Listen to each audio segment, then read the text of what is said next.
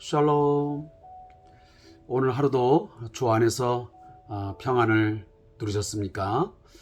하나님께서 오늘 하루 동안도 때를 따라서 우리에게 돕는 은혜를 베풀어 주심으로 안전하고 또 나름 하나님 주시는 일들을 감당하면서 만족하는 그런 삶을 살았으리라고 믿습니다. 물론 몇몇의 사람들은 오늘 하루를 살면서 힘겨운 삶, 또 무거운 짐을 지고 마음에 어떤 그 상심함, 또 많은 근심과 염려를 갖고 또 오늘 하루를 마무리한 분도 있을 것입니다. 그러나 이 밤에 제가 간절히 바라기는 오늘 말씀을 묵상하고 하나님을 만나는 이 귀한 시간을 통해서 하나님의 위로와 또 하나님 주시는 지혜와 능력을 공급받음을 통해서 오늘 하루 동안에 승리하는 삶을 사신 분들에게는 찬양과 경배가 오늘도 하나님 앞에 넘치는 귀한 시간 되기를 원하고, 힘겨운 또 삶을 살아가신 분들에게는 위로와 또 평안을 맛보는 복된 시간 되기를 바라겠습니다. 우리 함께 기도하면서 오늘도 주삼 교제를 통한 말씀 묵상 시작하겠습니다. 하나님 아버지, 감사합니다.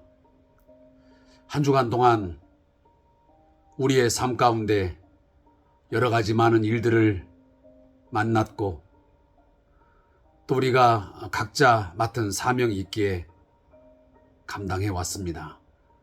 하나님, 모든 우리의 삶의 결과물들은 하나님 앞에 평가되어 준 줄 믿습니다. 어떠한 삶을 살았으며 하나님 보시기에 합당했는지 아니면 불충하고 또 연약한 삶을 살았는지 오늘 돌아보는 시간 되게 해 주시옵소서. 더욱더 우리의 삶이 주를 향한 열심을 갖게 하시고 더욱더 충성스러운 주의 일꾼으로 살아가도록 저희를 인도하여 주옵소서. 오늘도 말씀을 함께 읽고 묵상합니다. 성령님께서 깨닫게 하시고 성령님 역사해 주시옵소서. 예수님의 이름으로 기도하옵나이다. 아멘.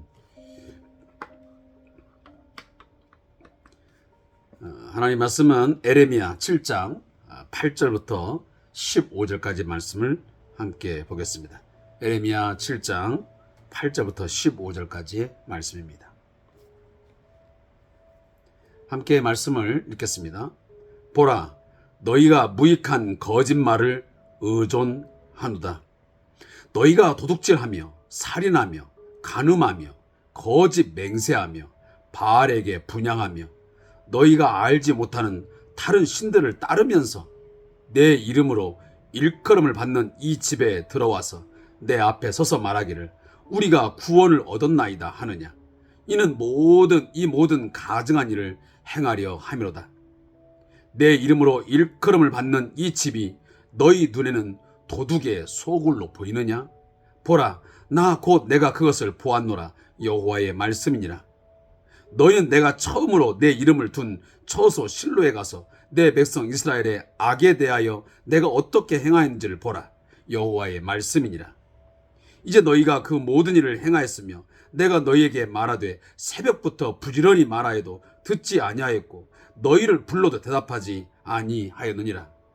그러므로 내가 실로의 행함같이 너희가 신뢰하는 바 내 이름으로 일컬음을 받는 이 집 곧 너희와 너희 조상들에게 준 이곳에 행하겠고 내가 너희 모든 형제 곧 에브라임 온 자손을 쫓아낸 것 같이 내 앞에서 너희를 쫓아내리라 하셨다 할지니라. 아멘. 자, 오늘 본문 말씀 에레미야 7장 8절부터 15절 말씀의 제목은 도둑의 소굴이 된 성전입니다. 이 말씀의 제목을 좀 더 쉽게 표현한다면 도둑들의 은신처가 된 성전, 이렇게 해석할 수도 있습니다. 자, 이 본문을 함께 요약해 보겠습니다. 유다 백성들은 무슨 짓을 해도 성전 예배에 참여하면, 성전에 있으면 괜찮다는, 우리는 하나님 앞에 구원받은 자라고 하는 그런 거짓된 자만심, 자긍심을 갖고 살았습니다. 다시 말하면 무익한 거짓말에 사로잡혀서 살았던 것입니다. 이에 대해서 하나님은 성전을 너희들은 도둑의 소굴로 보느냐, 그렇게 말씀하시면서 분노하십니다. 여호와의 이름을 둔 그 성전이 한낱 도둑들의 피난처, 은신처 밖에는 되지 않는 그런 모양새가 된 것을 보시고 하나님께서 분노하시는 것입니다. 그러시면서 실로의 예를 통해서 성전도 얼마든지 하나님께서 심판하시면 무너질 수 있음을 말씀하고 있습니다.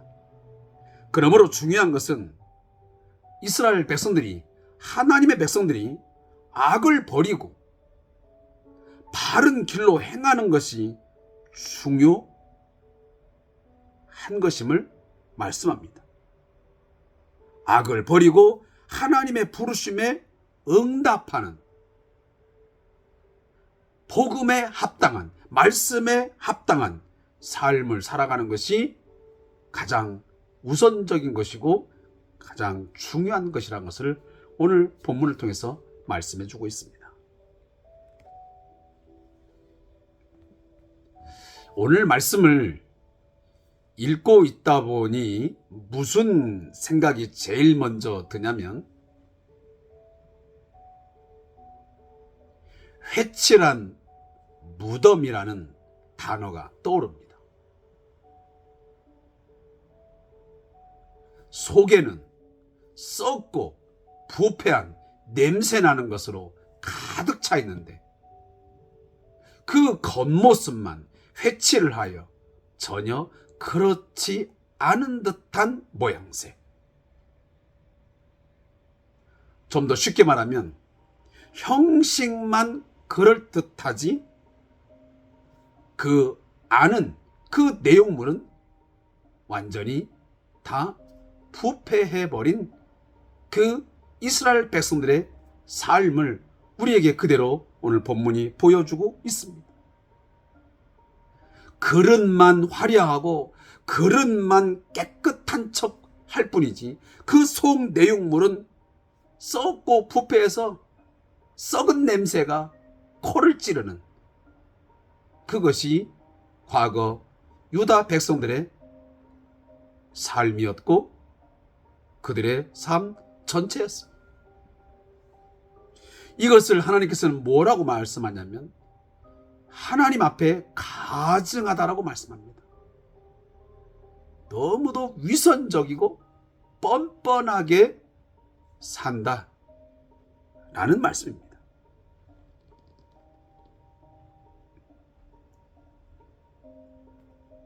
오늘날 우리 성도들 가운데도 이처럼 이중적인 삶을 살아가는 분들이 있습니다. 이중인격자란 말을 우리가 쓰잖아요.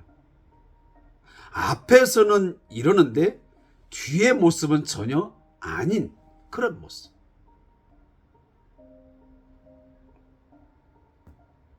우리가 보통 이중 플레이를 한다고 말합니다. 우리들이 인간관계를 맺으면서 그런 사람들을 접할 때 어떤 기분입니까? 나의 앞에서는, 우리들 앞에서는 그럴듯하고 굉장히 인격적인 것 같고 신사적이고 정말 존경할 만한 그런 아름다운 모습을 가졌는데 뒤에 가서는 전혀 딴판인 이중적인 그런 삶을 살아가고 나에 대해서 우리들에 대해서 인신공격을 하고 험담을 하는 그런 것을 알고 있다고 생각해 보십시오. 이런 표현이 어떤 말인지 어울지는 모르겠지만 우리는 구역질 난다고 그럽니다. 정말 상종하고 싶지 않다고 우리는 그렇게 말하곤 합니다. 오늘 하나님 앞에서의 이 유다 백성들의 삶은 바로 그랬습니다. 앞에서는 성전에 가서 열심히 제사를 합니다. 소와 양과 염소와 많은 제물들을 가지고 열심히 하나님 앞에 제사하는 것처럼 보입니다. 그리고 그들은 그 안에서 우리가 구원을 얻었나이다 하면서 그들은 구원의 확신을 가지고 온갖 외식적인 모습을 가지고 아마 찬양도 하고 기도도 했겠지요.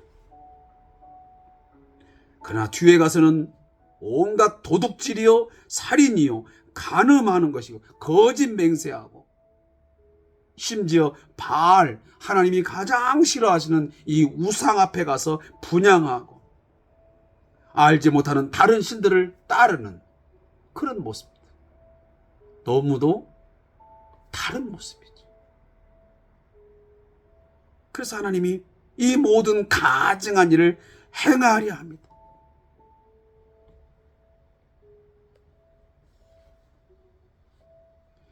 이 삶을 보면서 하나님께서 이스라엘 백성을 향해서 질문을 던지십니다. 우리가 보통 이게 수사 의문문이라고 이렇게 표현하는데, 야 유다 백성들아, 내 이름을 둔 내 이름으로 일컫음을 받는 이 집이 내 이름을 둔 이 처소가 한낱 너희 눈에는 도둑들의 소굴로 도둑의 어떤 은신처로 그 정도밖에는 보이지 않느냐. 밖에 가서 온갖 도둑질을 하고 못된 짓 다 일삼고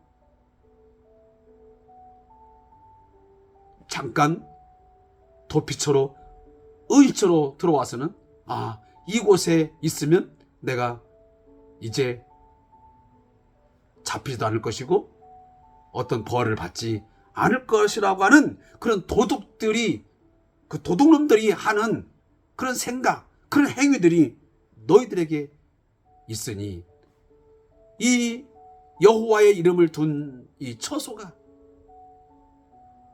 내 이름으로 여호와의 임재가 있는 이 거룩한 집 성전이 너희들의 그 잘못된 행위로 그 삶 때문에 성전의 가치가 완전히 내동댕이 쳐지는 것. 아주 무가치한 정말 우스꽝스러운 그런 성전이 되어버린 것입니다.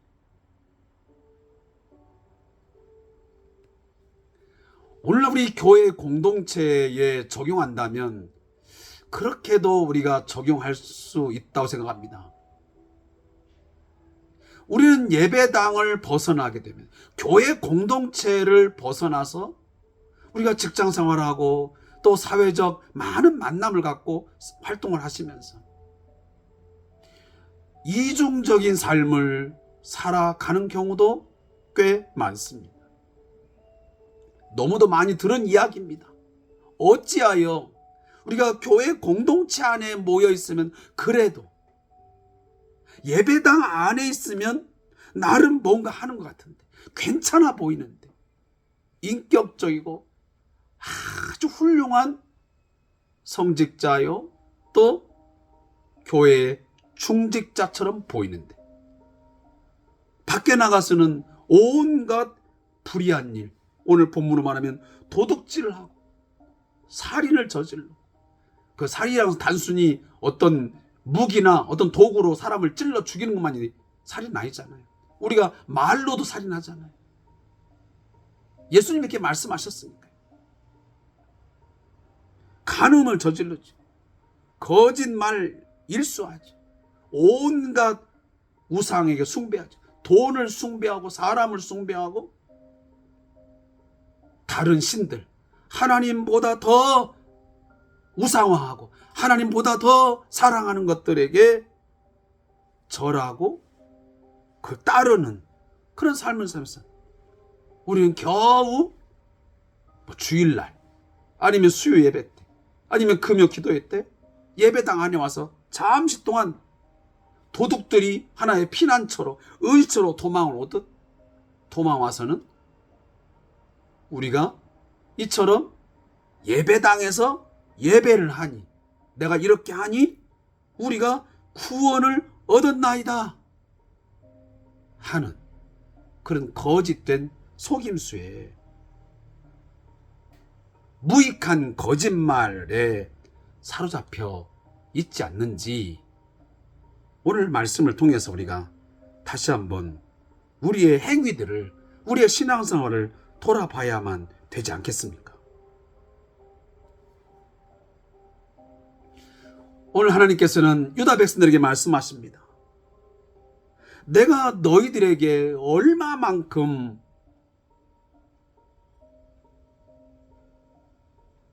애원을 하며 내가 너희들을 돌이키기 위해서 많은 선자들을 보내며 메시지를 주어야 되느냐. 내가 새벽부터 부지런히 말하여도 듣지 아니하였고 너희를 불러도 대답하지 아니하였느니라. 지금도 우리는 그렇게 살아가고 있는지도 모르겠습니다. 새벽부터 하루 종일 여호와께서 말씀을 통해서 여러 가지 사건 사고를 통해서 우리를 부르십니다. 부지런히 말하십니다. 근데 우리는 듣지 않습니다. 제가 얼마 전에도 말씀드렸지만 세상이 주는 소리, 세상의 소리는 너무도 민감하게 잘 반응하고 듣습니다. 그런데 신령한 주의 음성, 목자의 음성에는 귀를 기울이지 않고, 때로는 음성이 들려와도 귀를 막아버립니다. 뭔가 마음이 불편하면 그 요구가, 하나님의 요구가 내게 뭔가 불편함을 주면, 부담감을 주면 우리는 듣지 않은 것처럼 여겨버리고 그거 우리는 부정하고 불순종합니다.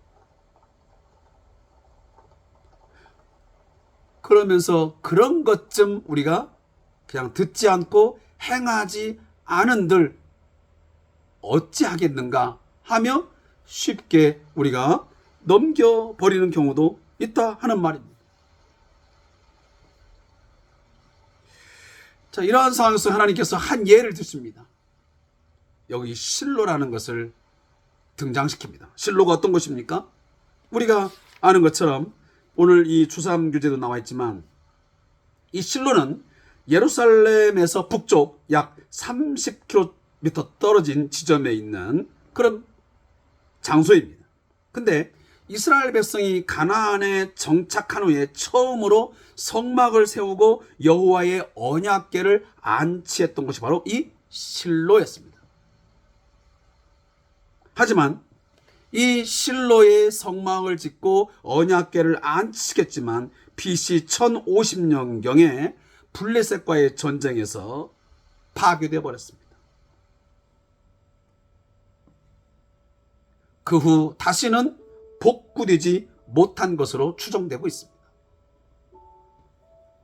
사랑하는 성도 여러분, 하나님께서 열정적으로 지속적으로 경고를 말씀하시고 돌아오기를 그렇게 애타게 해도 무시하고 대답하지 않고 그냥 지속적인 악행을 저지르기 때문에 거짓된 신앙, 내 스스로 그냥 위안하는 그런 신앙에 머물러 있으면서 더 이상 여호와의 말씀에 귀를 기울이지 않게 되면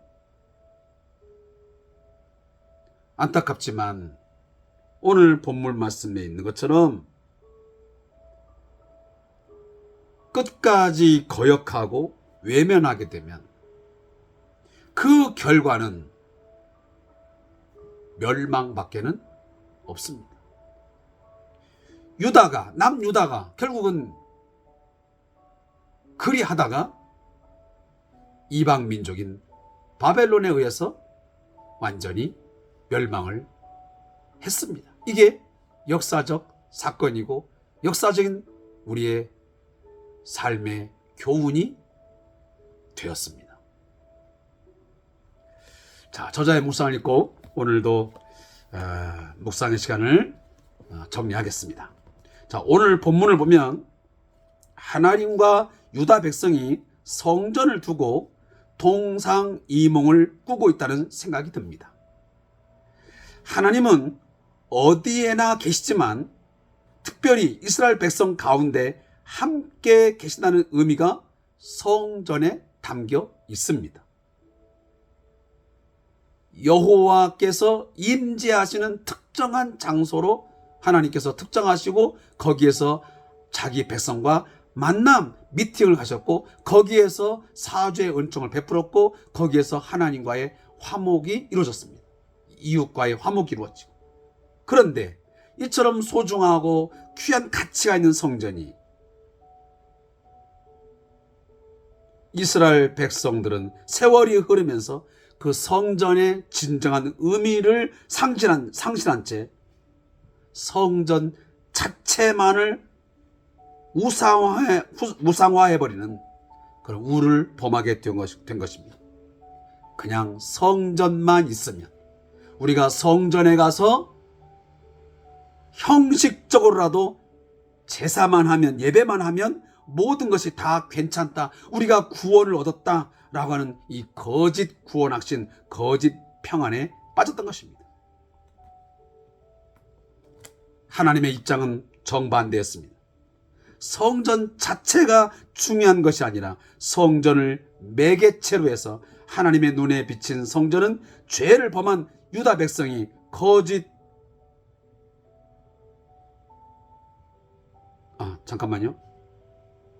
성전을 매개로 해서 하나님과 바른 영적 교제를 갖고 올바른 예배를 드리며 거룩하고 의로운 삶을 사는 것이 중요했습니다.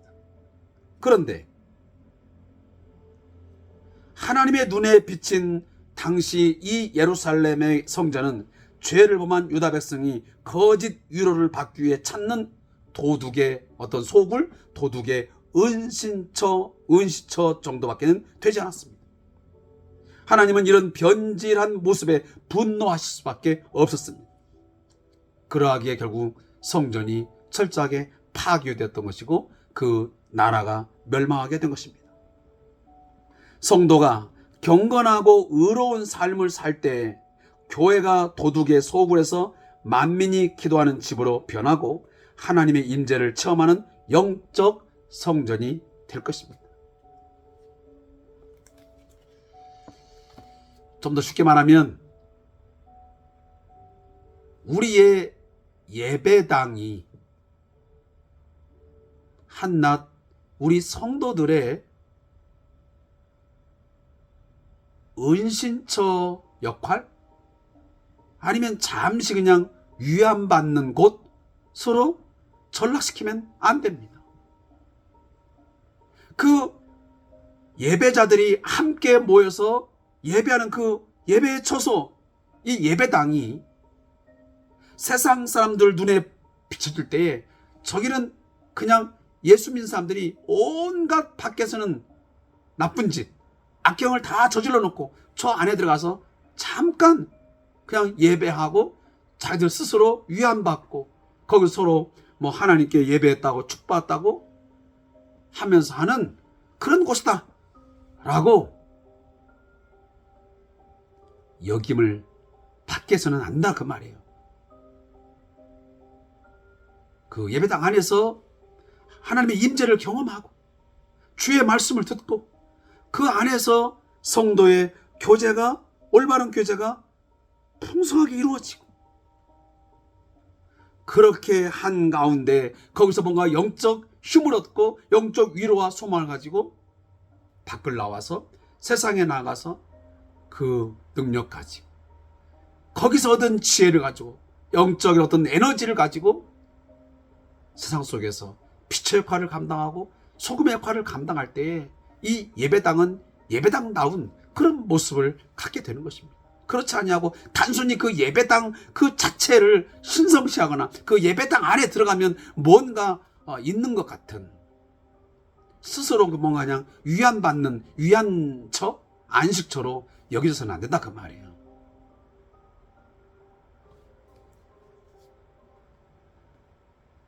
안에서의 삶도 중요하지만 더욱 중요한 것은 그 안에서의 삶이 곧 밖으로 우리가 세상을 향해서 나아가는데 뭔가